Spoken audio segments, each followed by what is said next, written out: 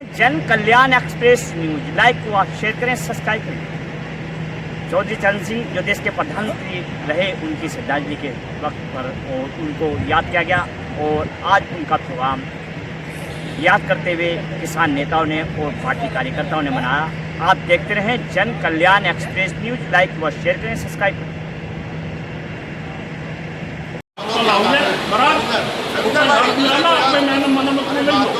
अंदर बिना बुलाए आ गए। मेरा कहना यह है, जो हमारे हमारा उत्थान करते जो अजीत सिंह ने कांग्रेस में रहते हुए जो हमारे लिए हमने जो हमारे लिए किया कांग्रेस में, लेकिन जबरदस्ती कराया। गाँव की जमीन का चौगुना रेट शहर का दुगुना है। आज स्थिति ये है, अब गाँव शहर में तो कुछ हो नहीं गया, तो गांव में क्या कर देंगे, उसे कवर कर देंगे। अथवा यहाँ तक ये हो गया, यहाँ तक ये हो गया, यहाँ तक ये हो गया। मैं ये कह रहा हूँ वो केवल रेट को आधा करने की सरकार की योजना भैया बोलो हमारे लिए हमारे लिए हो आगे क्या कोई बात हो, कोई बात हो अरे यार जब मान लो खराब क्यों कराया, मैं बैठ जा यार, मैं अरे सुनो मेरे से 72 साल का आदमी मेरी आपकी बात समझ गया।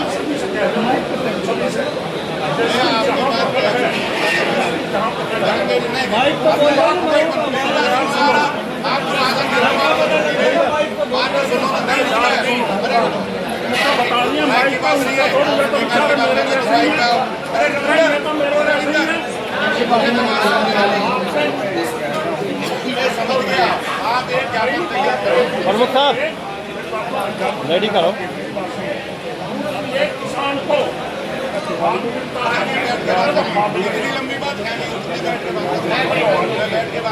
चलो प्रमुख साहब को बुलवा दो।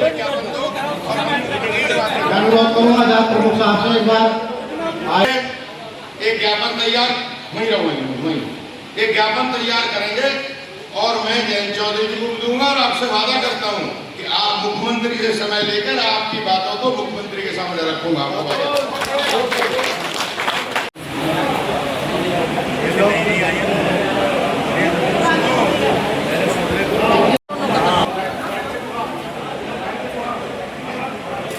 ले भाई वो देख ले, हमारे भी देख ले। इसलिए सिंह जी की पुण्यतिथि मनाई, कल उनकी पुण्यतिथि थी। कल हम समाधि पर थे, मेरठ में बहुत बड़ा एक कार्यक्रम हुआ, इसलिए आज चौधरी साहब की पुण्यतिथि मनाई गई और उनके विचारों पर आज किसान प्रकोष्ठ ने एक सम्मेलन रखा, विचार गोष्ठी रखी, उसी के तहत मैं आया हूँ। किसानों की समस्याओं को लेकर लोकदल जैसे प्रयास रहता है समाधान के लिए, अभी कुछ किसानों ने मांग उठाई है, उसके बारे में देखिए अभी किसानों ने मेरे से बात करी कि उनको शहर के साथ जोड़ा जा रहा, उनकी ज़मीन के रेट कम हो जाएंगे। तो मैंने उनसे वादा किया कि आप अपना ज्ञापन दें, हम मुख्यमंत्री से समय लेंगे और मुख्यमंत्री से समय लेके उनसे कहेंगे कि उनके साथ हक तलफी ना हो, हम मुख्यमंत्री से बात करेंगे। ये ज्ञापन मैं जयंत चौधरी जी को दूंगा और मुख्यमंत्री से अपने MLA अपने मंत्री अनिल कुमार को साथ लेकर मुख्यमंत्री से इस सवाल को हम उठाएंगे। क्या जी जैसे विधानसभा चुनाव सर पर है तो लोकदल NDA में शामिल रहेगा या नहीं? NDA में हम है ही आगे NDA में हम मेरी सवाल का जवाब देता हूँ। जी हम लगातार कार्यक्रम कर रहे हैं जी। अभी जयंत चौधरी जी देवरिया गए थे, बनारस गए थे, जयंत चौधरी जी अभी सोनभद्र गए थे, जयंत चौधरी जी अभी गोरखपुर गए, बस्ती गए। मैंने 18 के 18 मंडलों का सम्मेलन किया। इधर तो 5-6 मंडल है, सारे उधर थे। तो पत्रकार हमसे पूछते थे, आपके दोस्त, कि आप पूर्वांचल में बहुत काम कर रहे हो, आप मध्य में बहुत आ रहे हो। हमने कहा कि हम इसलिए कर रहे हैं कि पश्चिम लोकदल की मदद से सारा लोकसभा का चुनाव जीत लिया था।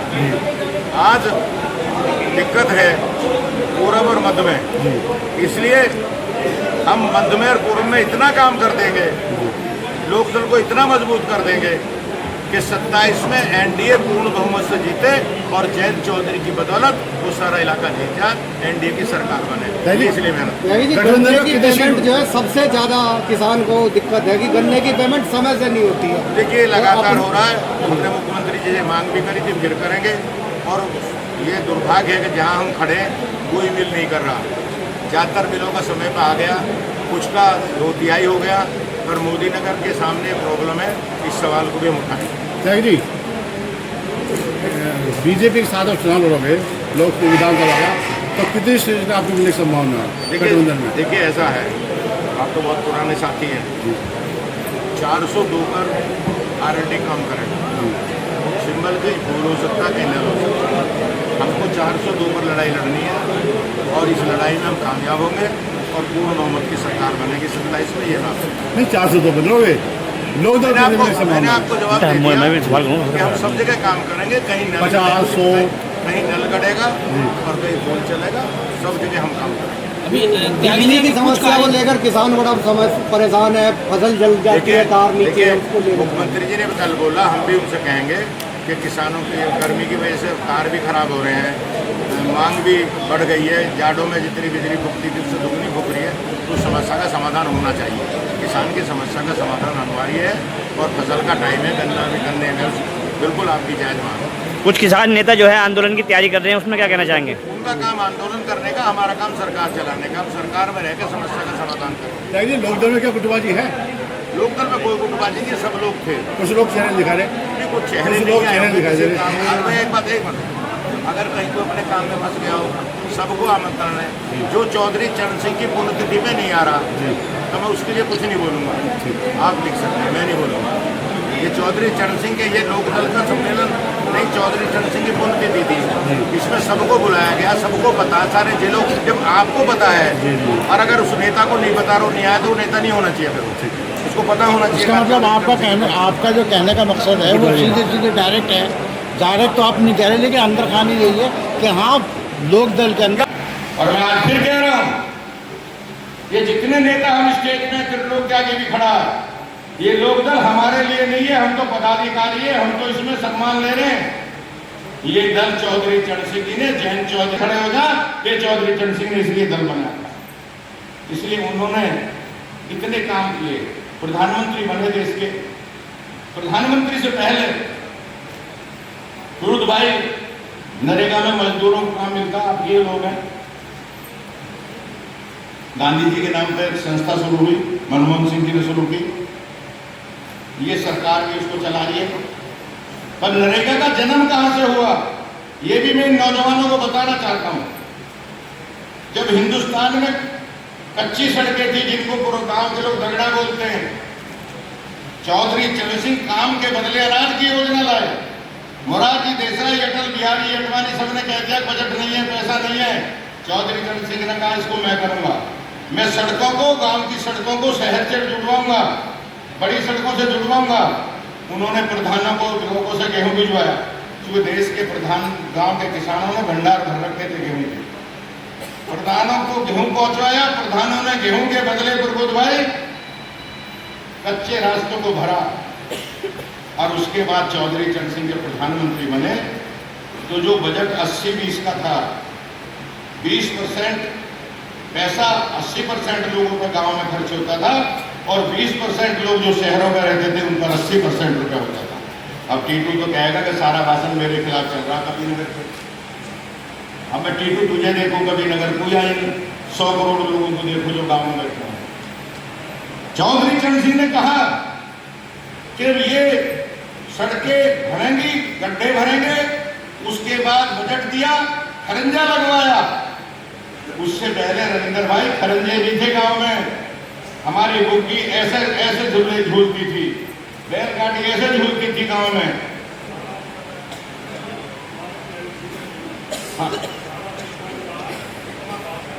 हाँ ठीक, नहीं बैठो। तो मेरा यह कहना है कि चौधरी चरण सिंह जी ने तब नरेगा लागू किया, उसका नाम क्या था, काम के बदले अनाज की योजना, फूड फॉर वर्क, ये चौधरी चरण सिंह ने। तो उन्होंने इतने काम किए। किसान को बैंक से पैसा नहीं मिलता था, उन्होंने प्रधानमंत्री बनते ही नाबार्ड बैंक बनाया। किसान को ब्याज नहीं, लोन नहीं देते थे सरकारी बैंक। चौधरी साहब ने कहा कि किसान को ये दिक्कत करते हैं पैसा देने में, इसलिए पूरे हिंदुस्तान के लेवल पर एक नाबार्ड बैंक बनाया किसानों के लिए। 6 महीने के दौर में उन्होंने जितने काम किए, तंबाकू से एक्साइज ड्यूटी हटाई। और जब प्रधानमंत्री बने तो अपने कैबिनेट सेक्रेटरी से पूछा कि शहरी विकास मंत्रालय तो है, ग्रामीण विकास मंत्रालय नहीं है, कनेक्शन नहीं है। आजाद भारत का पहला प्रधानमंत्री है जिसने आपको ग्रामीण विकास मंत्रालय दिया और 50% बजट आपको अलॉट करने का काम किया, वो थे चौधरी चरण सिंह। चौधरी चरण सिंह की बातों का लंबे समय तक जिक्र हो सकता। मैं एक ही बात कहूँगा अपने साथियों से, नौजवानों से, कि उनकी शिष्टाचार की किताब पढ़ो, उनके विचारों को पढ़ो। कुछ हमारे घरों के लड़के मेहनत करके डॉक्टर, इंजीनियर, IIT और विदेशों में भी काम कर रहे हैं, और उनको ऐसा लगता है कि चौधरी चरण सिंह गांव के रहने वाले थे इसलिए उनको इतनी समझ नहीं होगी। आपको भी कहना चाहता हूँ, उनकी किताब नाइटमेयर ऑफ इंडिया, भारत की भयावह स्थिति और उसका समाधान, एक ही नेता जिसने समस्याएं लिखी और साथ साथ उसका समाधान भी लिखा, वो हार्वर्ड यूनिवर्सिटी में पढ़ाई जाती है। अमेरिका की सबसे बड़ी यूनिवर्सिटी हार्वर्ड में चौधरी चरण सिंह की किताब लिखी गई। इसलिए हमारा नेतृत्व शानदार था, हमारा नेता जानदार था।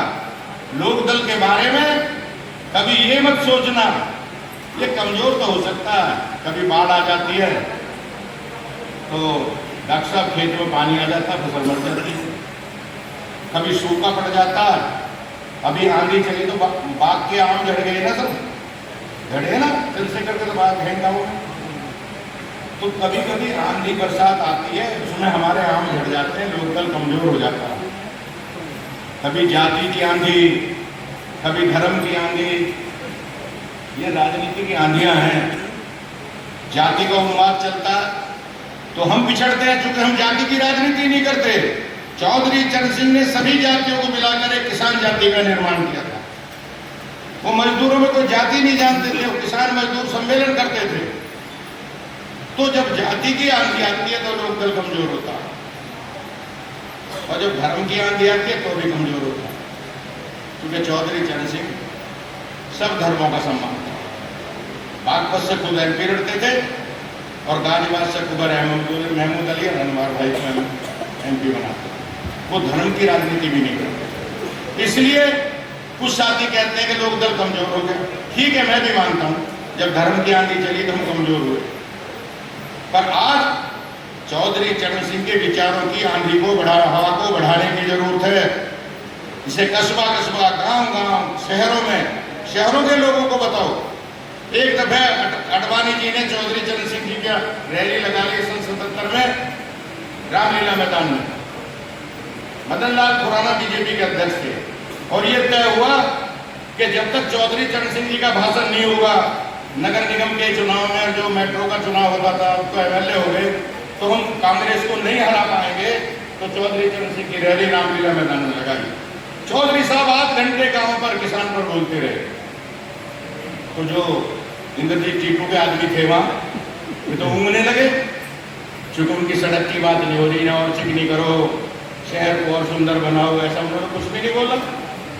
तो फिर उन्होंने बोला कि भाई सुनो शहर वालों, तुम ये सोच रहे हो कि चरण सिंह कितना पागल है, ये रामलीला मैदान में भी गांव की, किसान की, मजदूर की बात कर रहा। तो सुनो मैं क्यों कर रहा हूँ।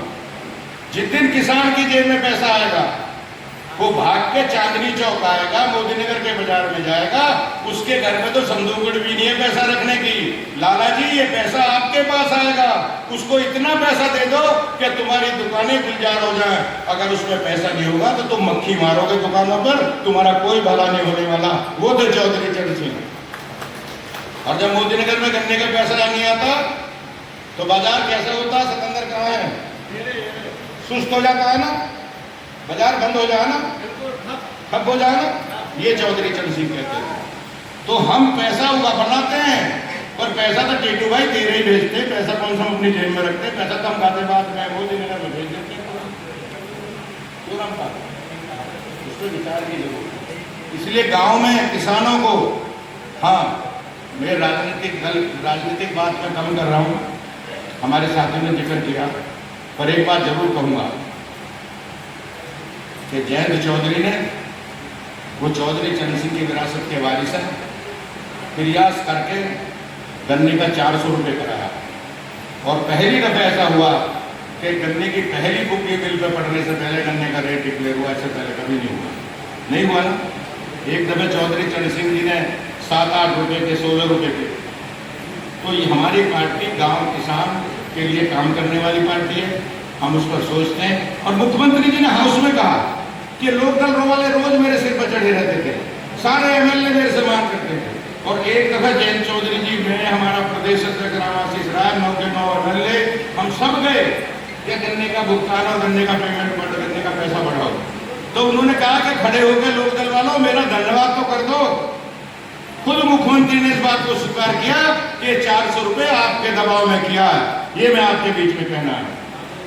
हम पार्टी हमारी बीजेपी के साथ है, हम एनडीए में हैं, और हम एनडीए में रहेंगे तो गांव की, मजदूर की हर समस्या को, हर सवाल को हम मुख्यमंत्री और प्रधानमंत्री से उठाने का काम करेंगे। एक दफे मेरी मोदी जी से मुलाकात हुई। भाजपा के एक नेता ने मुझे कहा कि मोदी जी गाजियाबाद में सभा करने आ रहे हैं गोलघर के लिए, आप उनके स्वागत के लिए एयरपोर्ट पे चले जाओ, हिंडन एयरपोर्ट पे। मैंने मना कर दिया, मैं क्या करूँगा। बोले नहीं भाई साहब, गठबंधन की पार्टी है और हमारे 7-8 MP जा रहे हैं, सब जा रहे हैं, एक लोकदल का नेता आपका हमने नाम कह दिया, तब आप चले जाओ। मैं वहाँ चला गया, तो MP खड़े थे, ex-MP खड़े थे, मैं भी था। तो जैसे प्रधानमंत्री चलते प्रोटोकॉल में वो परिचय उनको हो रहा था कि मैं ये हूँ, मैं हूँ, तो मेरे पास आए हो और मैंने उन्हें कहा कि मैं तो लोग क्या कि मैं RLD का महामंत्री हूँ, संगठन देखता हूँ। वो त्यागी जी कैसे हो? मैंने कहा मैं एक बात आपसे कह रहा हूँ कि आपके प्रति जो किसानों में नाराजगी थी, आपने चौधरी चरण सिंह की को भारत रत्न देकर उस नाराजगी को खत्म कर दिया। ये मैंने उनसे बोला और उनके बहुत काम है, तो आगे बढ़े। मैंने हाथ जोड़ा तो उन्होंने मेरे दोनों हाथ अपने हाथों को पकड़ लिए और बोले त्यागी जी लोग मुझे समझ नहीं रहे। मेरी जयंत चौधरी से बात हुई, उन्होंने भी किसानों की बात करी और आज आप मुझे पहली दफा मिल रहे हो, आप भी किसान की बात कर रहे हो। मैं किसान के लिए काम कर रहा हूँ, लोग समझ नहीं रहे हैं। मैंने कहा जी बहुत काम है उनके जो आपको पूरे करने के लिए मैं करूँगा।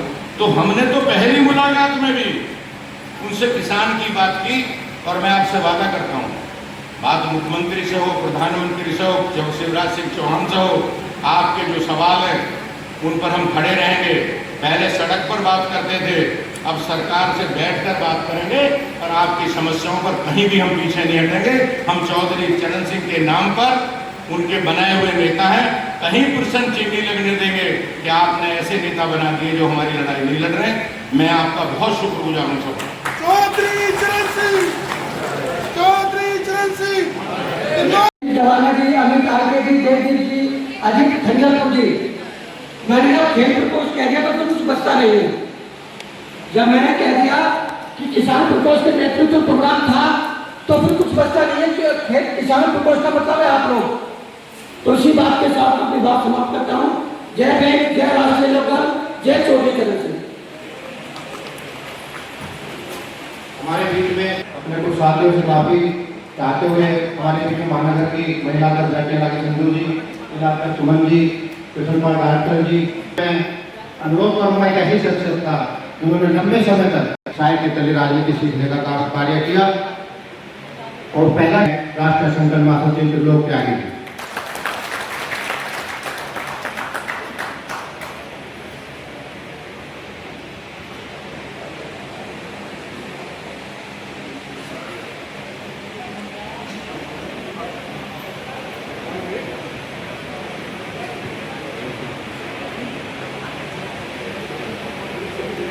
आज के कार्यक्रम के अध्यक्ष प्रमुख साहब केजरीवाल जी, नरेंद्र खजूरी जी, रामकिशन पटेल जी, रेखा जी, जिला अध्यक्ष रामपाल जी, रामवीर जी, सुभाष जी और महिला की पश्चिम की अध्यक्ष इंद्राणी त्यागी जी, तेवतिया जी भी उन्हें अपने अध्यक्ष बनाया, रामकृष्ण पटेल जी ने संजय जी को, संजय रसूलपुर जी, हाथों को गढ़ों के मेरठ के बड़े नेता भी आए हैं, बहुत आए हैं, इंद्रजीत टेटू जी, चौहान साहब और काम हो जाएगी। और एक दो बात ऐसी जो मेरे साथियों ने जिनका जिक्र किया उनसे अलग हटकर मैं आपसे जिक्र करना चाहूंगा। जब वो पहली दफा प्रदेश के मुख्यमंत्री बने तो आप जो हमारे पुराने किसान नेता वो जानते हैं कि नहर की पटरी पर और ट्वेल्व की सड़क पर कोई किसान की बुग्गी या बैलगाड़ी चढ़ नहीं सकती थी, और अगर चढ़ती थी तो उसका चालान कटता था। और गाजियाबाद के किसान को कहा जाता था कि इटावा के डान बंगले में तुम्हारी तारीख है, वो जाते और एक सिंचाई विभाग का कर्मचारी वहाँ बैठा होता, वो कहता कि चौधरी साहब आ गए वहाँ, तो कल की तारीख आपकी एक हफ्ते बाद की तारीख सहारनपुर के डाक बताएंगे। और उसको इतना डराते किसान को, उस सपने में भी डरता था कि कहीं मेरी बैलगाड़ी या बुग्गी नहर की पटरी पर न चढ़ जाए। पहले मुख्यमंत्री उत्तर प्रदेश के पहला फैसला कि जहां साहब की जीप चलेगी वहीं मेरे किसान की बुग्गी और बैलगाड़ी चलेगी, वो चौधरी चरण सिंह थे। बात बहुत छोटी लगती है, उन्होंने किसान की गर्दन को ऊपर किया, उन्होंने किसान को उसकी इज्जत देने का काम किया। साहब की जीप चलेगी, जूनियर इंजीनियर की मोटरसाइकिल चलेगी, पर जिनकी खेत पर सड़क बनी हुई है, जिनके खेत से नहर निकली हुई है, उसकी बुग्गी बैलगाड़ी नहीं चढ़ेगी। ये थे चौधरी चरण सिंह, जो समझते थे कि किसान को क्या चाहिए। और बहुत काम है, मंडी समिति का जिक्र किया, साथियों ने चकबंदी का किया, और चकबंदी की सोच किसी को नहीं थी। उन्होंने कहा किसान के खेत जगह जगह पड़े हुए हैं, ना वो ट्यूबवेल लगा सकता, ना सिंचाई का इंतजाम कर सकता। चौधरी चरण सिंह जी ने जमीन को इकट्ठा करने का काम का तरीका बताया, और जो जमीन बची, फरूद भाई ने जिक्र भी किया, जो बेसी जमीन बची चकबंदी से, उस जमीन को दलितों को दिलवाने का काम किया। उस जमीन पर कहा कि ये इनका हक है, चूंकि ये भी खेत में काम करते हैं, ये भी हमारे सहभागी हैं। वो थे चौधरी चरण सिंह, जो किसान और मजदूर को साथ लेकर गए।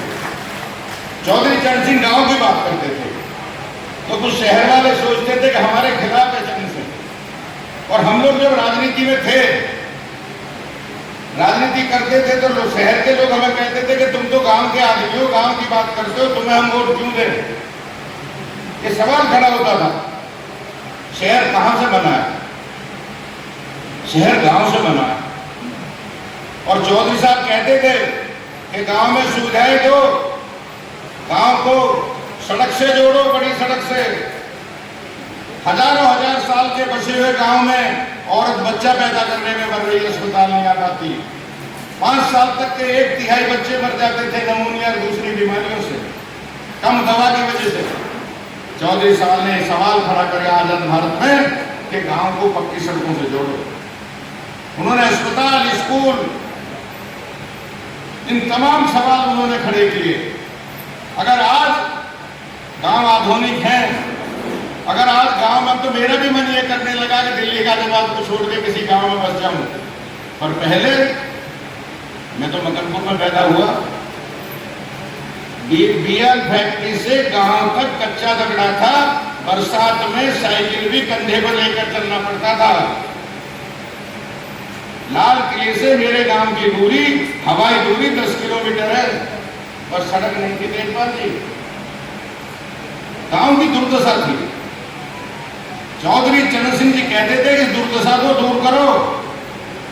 उन्होंने सवाल खड़ा किया कि मेरी बहू बेटियां शौच भी निवृत्त नहीं कर पाती हैं, सड़क पर बैठती हैं, खेत में बैठती हैं। पहला नेता देश का जिसने मांग की कि महिलाओं के लिए अलग से शौचालय बनाए गांव में, कस्बों में, वो चौधरी चरण सिंह थे। मैं आपके बीच में अच्छा शौचालय की डिबेट चल रही है, शौचालय हम बनवा रहे हैं, ये मान चौधरी चरण सिंह, ये शुरुआत चौधरी चरण सिंह ने की थी। चौधरी साहब गांव को जब बनाने की बात करते थे तो ये भी कहते थे कि अगर गांव में सुविधा नहीं दोगे तो शहर आबादी के दबाव में दब जाएंगे, जनसंख्या के दबाव में दब जाएंगे। उनकी बात नहीं सुनी सरकारों ने। आज बंबई मर रहा है, कलकत्ता मर चुका है, मद्रास दब चुका है, दिल्ली स्लम बन चुकी है, और मेरठ के भी लोग बैठे स्टेज पर, गाजियाबाद के भी, गाजियाबाद और मेरठ भी स्लम बनने जा रहे हैं। अगर गांव में सुविधा नहीं दोगे, गांव में तमाम इंतजाम होना चाहिए जिससे गांव का आदमी शहर की तरफ ना चले, ये शहर भी बचेंगे और हम भी खुशहाल रहेंगे। ये चौधरी चरण सिंह चाहते। चौधरी साहब की बातों पर लोग गौर नहीं करते, वो कहते शहर वालों के खिलाफ थे ना। चौधरी चरण सिंह शहर बचाने के पक्ष में थे। चौधरी साहब चाहते थे कि शहर सुंदर हो, और वो सुंदर जब ही रह सकते जब गांव में तरक्की होगी। मेरे साथी शायद इंद्रजीत टीटू ने कह दिया कि मैंने उनके साथ काम किया। ना टीटू भाई, मैंने उनके चरणों में राजनीति सीखी। काम तो मैंने अपने बड़े भाई अजीत सिंह के साथ किया। मैंने उनसे जो आज मैं खड़ा हूं, मेरे अंदर जो सलाहियत है, जो ताकत है, वो चौधरी चरण सिंह की दी हुई है। वो मेरे माँ बाप ने मुझे जरूर पैदा किया, उन्होंने मुझे पढ़ाया, बड़ा किया, मैं यूनिवर्सिटी का प्रेसिडेंट हो गया, पर चौधरी चरण सिंह ने मुझे हाथ पकड़कर इतना बड़ा नेता बना दिया कि मैं आज खड़ा हूं और राजनीति में स्थापित हूं। वो एक ही नाम है चौधरी चरण सिंह, जिनकी वजह से मैं आज खड़ा हूं। इसलिए मैं साफ तौर से आपसे कह रहा हूं, मैं 80 में उन्होंने चुनाव लड़ा दिया। उसके बाद मुलायम सिंह जी को पार्टी का अध्यक्ष और मुझे युवा लोक दल का अध्यक्ष बना दिया। मेरी 27 साल उम्र थी। मुझे रविंदर जी सच बात तो यह है कि उत्तर प्रदेश का नक्शा नहीं पता था। हम तो मेरठ यूनिवर्सिटी में टहलते थे, तो चौधरी साहब ने कहा एक दिन मुझे समझाया, टीटू भाई कि बेटा एटलस खरीद ले। आजकल एटलस को आप मैप बोलते हो, उसको एटलस बोलते थे, और एटलस खरीद ले और नक्शा देख उत्तर प्रदेश का। तो मैंने नक्शा देखा तो झांसी बहुत अंदर और ललितपुर तो 100 किलोमीटर मध्य प्रदेश के अंदर घुसा हुआ, ये मालूम नहीं था मुझे। तो इस तरह की ट्रेनिंग हमको देते थे। एक दफे मैं युवा का अध्यक्ष था, हम लोगों को भी थोड़ा सा था कि कभी कभी जब महीने 20 दिन में समय मिलता था तो उनके पैर छूने हम दिल्ली तुगलक रोड पर चले जाते थे। माता जी और वो दोनों बैठे हुए, मैं आगे से निकला, उन्होंने कहा रुको, मैं ठिठक गया, रुक के पीछे हटा, बोलो क्या गलती की? मैंने कहा जी मुझे इधर से नहीं गुजरना था। मुझसे याद रखो, कभी भी अपने बड़े के सामने से मत गुजरो। उम्र में बड़ा हो, पद में बड़ा हो, उसका सम्मान करो। वो थे चौधरी चरण सिंह, जो सिद्धांतवादी थे, शिष्टाचारवादी थे। उनके बारे में तरह तरह की बातें लोग करते थे।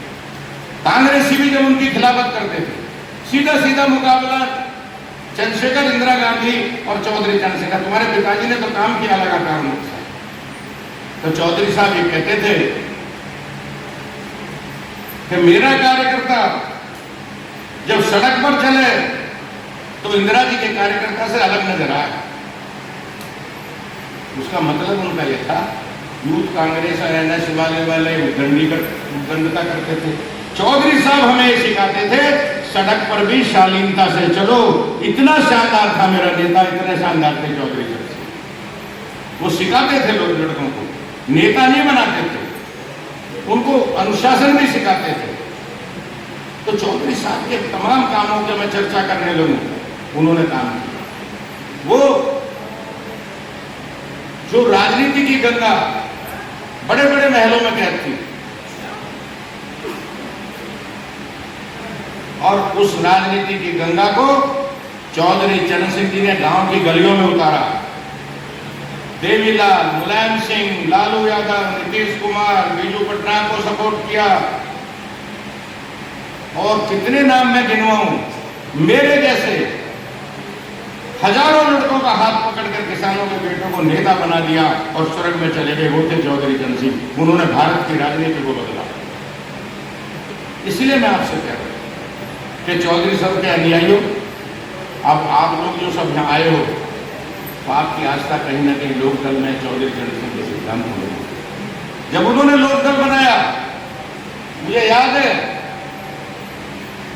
मैं उधर था जहां हम लोग बैठे हैं, बड़े बड़े नेता स्टेज पे थे। सन 74 में बीजू पटनायक ने अपना दल उनके उत्कल कांग्रेस मर्ज किया, राजनाथ जी ने सोशलिस्ट पार्टी, बलराज मधोक ने जनसंघ और तमाम 7 पार्टियों का, बीलू मोदी की स्वतंत्र पार्टी। तो चौधरी साहब ने अपने अध्यक्ष के भाषण में कहा, जब अध्यक्ष चुने गए, कि ये दल मैंने उनके लिए बनाया जिनकी कोई नहीं सुनता, किसान की, गांव वालों की, मजदूर की, जितने भी ये छोटे दस्तकार हैं, उनकी लड़ाई लोकदल लड़ेगा।